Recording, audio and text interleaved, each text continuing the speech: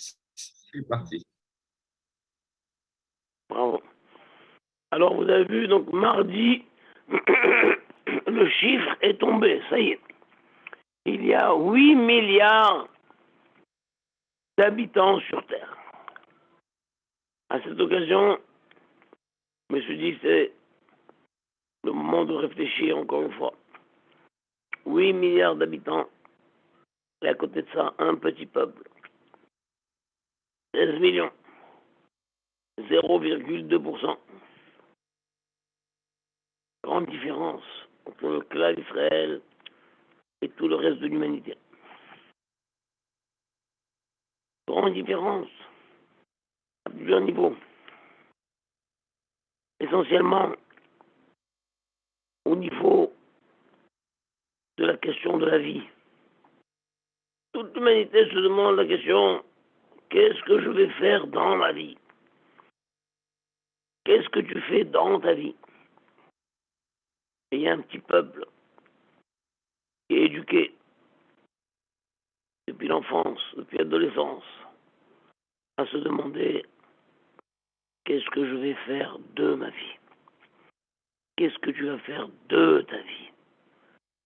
Faire de sa vie. Pas simplement faire dans la vie.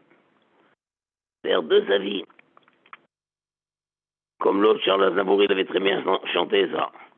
Hier encore, j'avais 20 ans. Vous vous rappelez ou non? Mais j'ai perdu mon temps à faire des folies qui ne me laissent au fond rien de vraiment précis que quelques rides au front et la peur de l'ennui. C'est tout. J'avais 20 ans et je n'ai rien fait. J'ai gâché ma vie à faire des folies qui ne me laissent au fond rien de vraiment précis que quelques rides au front et la peur de l'ennui. Et j'ignorais le passé, etc., etc. Très belle chanson que j'ai beaucoup toujours aimée. Voilà, ça c'est la question. Qu'est-ce que je vais faire de ma vie? Il faut savoir que, au niveau de la morale, il y a une très grande différence. D'ailleurs, très grande différence, même chez les goïms eux-mêmes, entre ce qu'était la morale il y a peut-être 50 ans et maintenant.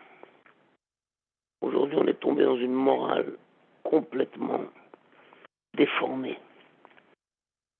morale perverse. On ne sait plus ce qu'est le bien, ce qu'est le mal. Jusqu'à un certain temps, on savait encore, ça c'est bien, ça c'est mal. Et il y a des gens, bon, ils choisissent le mal. Selon le célèbre comment dire, un proverbe latin. Vidéo meliora, détériora ses corps. Je vois le bien, je fais le mal. Ouais, je vois le bien. Tout le monde voit le bien. On sait ce que c'est le bien.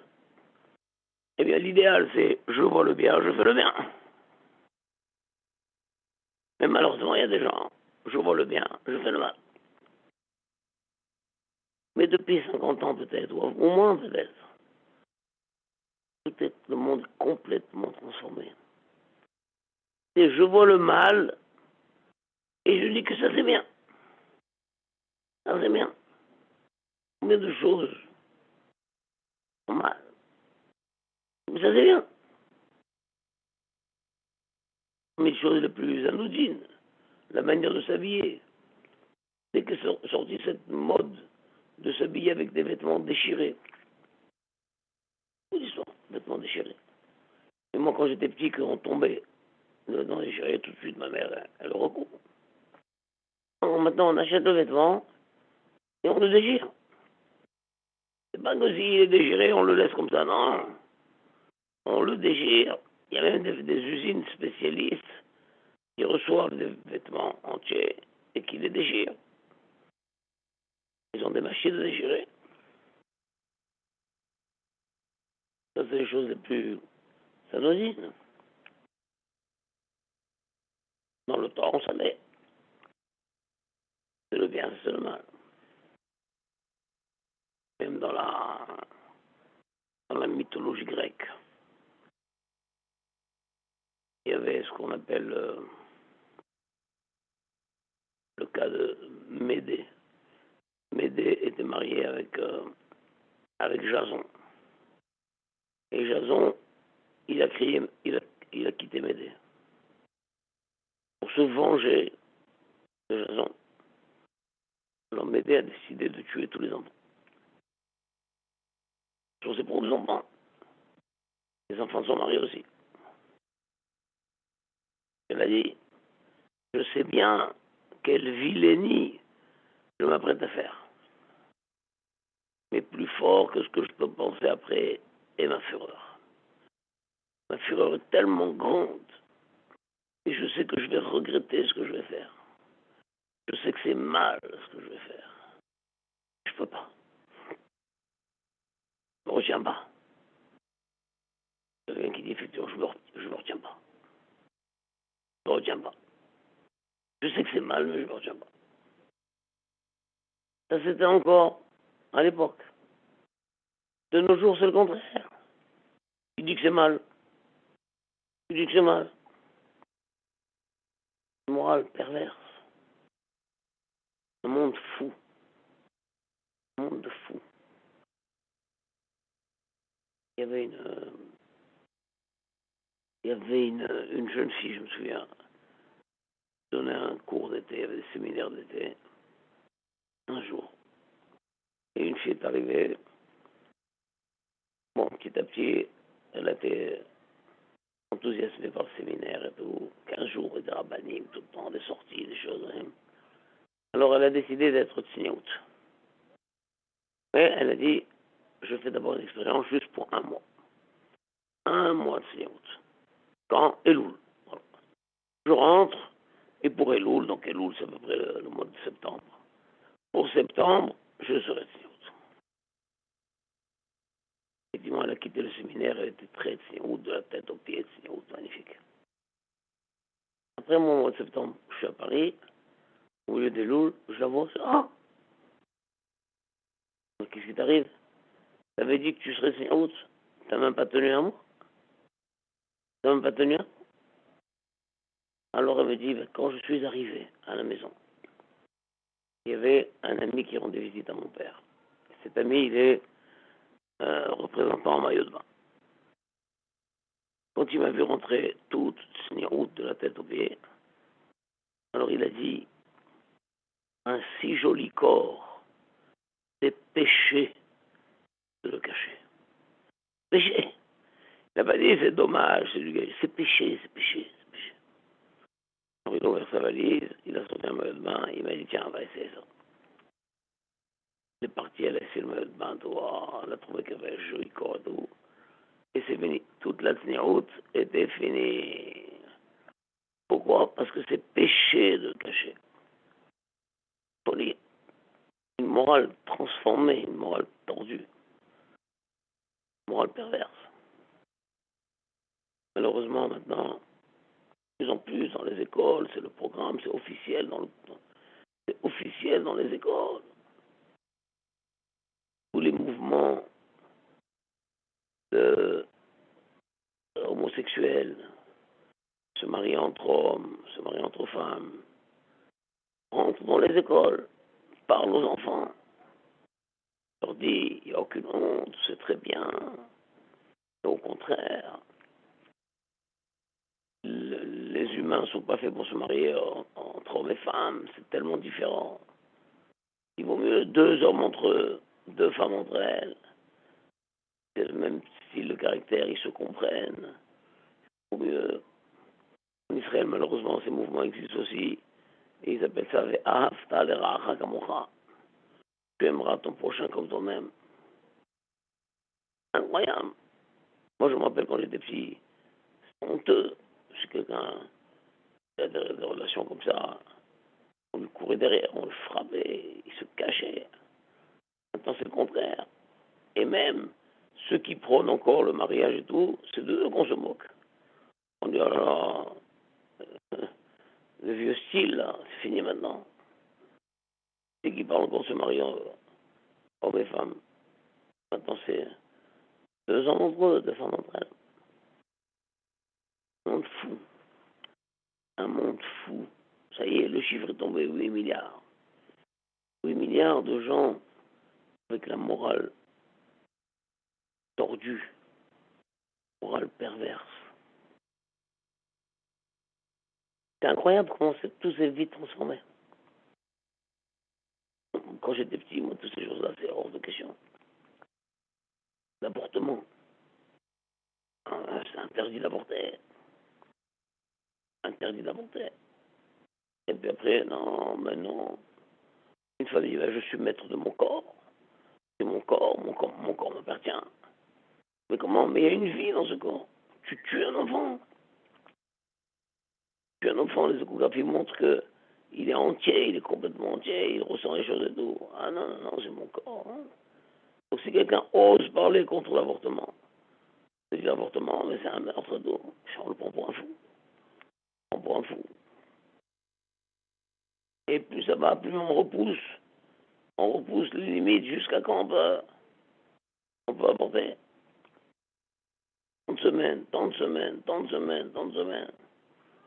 Ici en France, on a déjà dépassé la limite, alors les gens ils vont dans d'autres pays.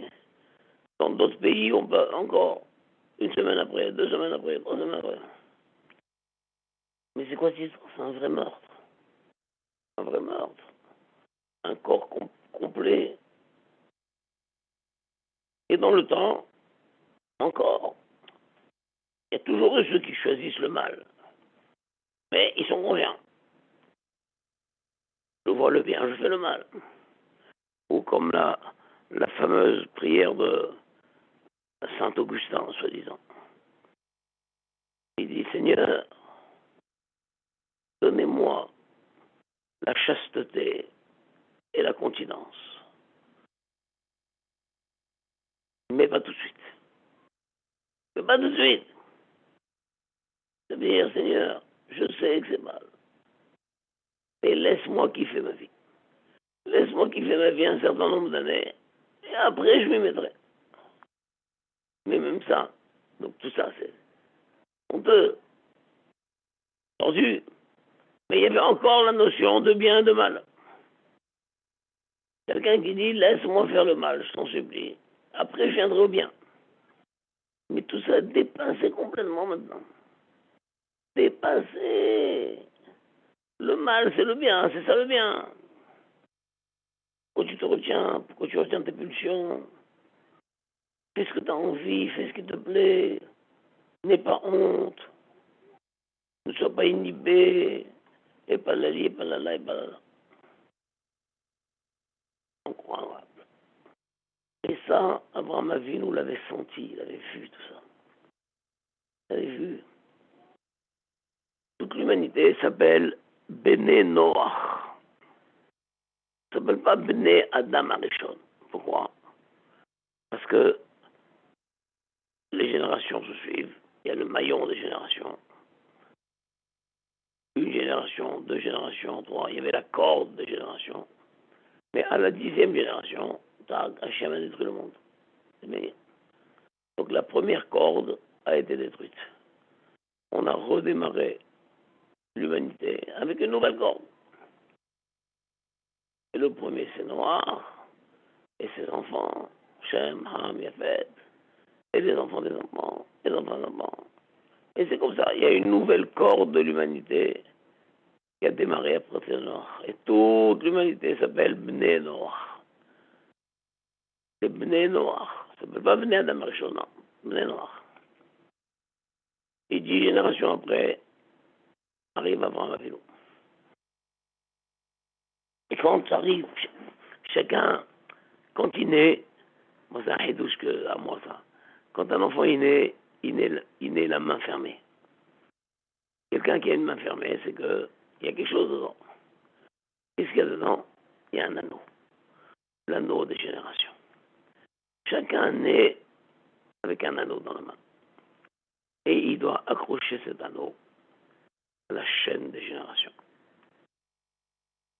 À un moment X, à un moment où il prend conscience de la vie. Il prend conscience de la vie. Peut être début de l'âge adulte, peut être quand il se marie, qu'il a des enfants. Chacun de nous, il y a un moment où il prend conscience de la vie, et ça y est, tac, il accroche son anneau, il dit voilà, j'ai accroché mon maillon de la nouvelle génération. Et dans Abraham Avinu, quand est arrivé le moment d'accrocher son anneau, il a dit à Hachem, non, mais moi je ne me reconnais pas dans cette chaîne de génération. Je ne veux pas accrocher mon anneau dans cette chaîne de génération. Alors Hachem, alors qu'est-ce que tu veux? Je veux. Il a dit à Hachem, de même que tu as redémarré une nouvelle chaîne de génération, une nouvelle corde. À partir de Noach, eh bien moi je veux parallèlement commencer une nouvelle chaîne, moi aussi, afin que moi et mes descendants, on n'accroche pas notre anneau dans cette chaîne de Noach que je ne reconnais pas, je ne me reconnais pas dedans. On accroche dans une nouvelle chaîne, toute petite chaîne, parallèle à la grosse chaîne. Hachem dit alors d'accord, on va voir. Je vais d'abord te soumettre aux 10 épreuves. Et Abraham Avinu, il a remporté les 10 épreuves. Et il s'est passé une chose incroyable. Bien qu'Hachem n'a pas détruit le monde, Hachem a laissé le monde. Mais après 10 générations, Hachem a commencé à démarrer une nouvelle chaîne de générations. Et chaque enfant juif, quand il a son anneau, il doit bien faire attention. Ne pas accrocher son anneau dans l'autre chaîne. C'est pas un autre, c'est là. Il accroche son anneau dans la chaîne de son peuple. Donc c'est terrible quand un juif il va se marier avec une non-juive et il met au monde des enfants qui ne sont pas juifs. Alors il vient d'accrocher son anneau dans l'autre chaîne. Dans l'autre chaîne. Et il met au monde, au lieu de mettre au monde des Bnei Israël, il met au monde des Bnei Noach. C'est pour ça que nous, on n'est pas appelés Bnei Avraham, que Ishmaël aussi s'appelle Bnei Avraham. C'est pour ça qu'on a choisi Abraham, Yitzhak, Yaakov. Yaakov s'appelle Israël, nous sommes Bnei Israël. Nous sommes Bnei Israël. Et Hachem, il a dit à Abraham, d'accord, qui Yitzhak, qui Chazera. Je suis d'accord de démarrer une nouvelle chaîne de génération, mais pas avec toute ta descendance, uniquement avec Yitzhak. Et Ishmaël devra accrocher son anneau à la grande chaîne de génération qui a commencé depuis Noach. Même quand je te dis Yitzhak, qui bé Yitzhak, une partie d'Yitzhak simplement, pas de Yitzhak. Parce que Yitzhak, il y aura Yaakov et Esav. Esav aussi, il devra accrocher son anneau aux générations. Et c'est normal. C'est normal, il y a un monde qui a démarré à Noach. Qui tu es, toi, pour pas accrocher ton anneau cette chaîne de génération? Donc c'est pourquoi, simplement, une petite lignée de Yaakov, d'Abraham. Pas Ishmaël, pas Esav, que Yitzhak. Que Yitzhak, c'est-à-dire Yaakov, que Yaakov. C'est pour ça que nous sommes appelés Bnei Israël, Bnei Yaakov. C'est à partir de là que tout commence. Et jusqu'à présent, c'est comme ça. Et un juif, il doit faire très attention de ne pas être tenté par cette morale universelle, cette morale perverse, cette morale tordue, cette morale transformée, où le bien et le mal sont mélangés complètement. Non seulement on ne voit pas bien où est le bien, où est le mal, mais même le mal, on dit que c'est bien. Terrible, ça. Et nous, les Bnei Israël, on ne dit pas, je t'en supplie, Hachem, laisse-moi le temps de m'y mettre. Je sais que c'est interdit, mais laisse-moi le temps de m'y mettre. Non. Dès qu'on prend conscience, le travail, et on prend les choses en main, on s'élève, on se transforme. Et même si à cause de ça, on est sur une autre rive, alors c'est pas grave. Abraham, il était seul, Abraham à Ivry. Le monde entier d'un côté, et lui tout seul d'un autre côté. Et tout le monde disait à Abraham, mais viens, rejoins-nous, traverse. Pourquoi tu restes de l'autre côté? Viens, rejoins-nous. Et Abraham, il a dit, non, c'est vous qui êtes de l'autre côté, c'est pas moi. C'est pas moi qui suis de l'autre côté, c'est vous qui êtes de l'autre côté. Mais pourquoi tu restes seul? Ça ne me dérange pas. Je ne me reconnais pas dans cette civilisation. Je ne me reconnais pas. Je ne peux pas me résoudre à dire que le bien est mal et que le mal est bien. Non. Je sais où est le bien, je sais où est le mal. Et je prie Hachem de me donner la force de faire tout le temps le bien et de m'écarter du mal. Voilà, Bezat Hachem, c'est ce que je veux souhaiter à tout le clan d'Israël. En cette période où nous sommes vraiment proches du Mashiach Bezrat Hachem. Que aucun juif ne jette son anneau à la mer. Que aucun juif n'aille accrocher son anneau dans la chaîne des générations des 8 milliards. Chaque juif soit conscient qu'il a un anneau en or, un anneau précieux, que le jour où il va l'accrocher, il l'accroche dans la bonne chaîne, la bonne corde, qui ne se trompe pas de corde. Voilà, bracha ve'atzlacha. Merci Excuse-moi, beaucoup. devait être très désagréable à voir, mais il n'a jamais. Alors, Khazak, je vous embrasse très fort. Merci beaucoup. Au revoir tout le monde, au revoir, à la semaine prochaine. À la semaine Bye, bye, prochaine. bye.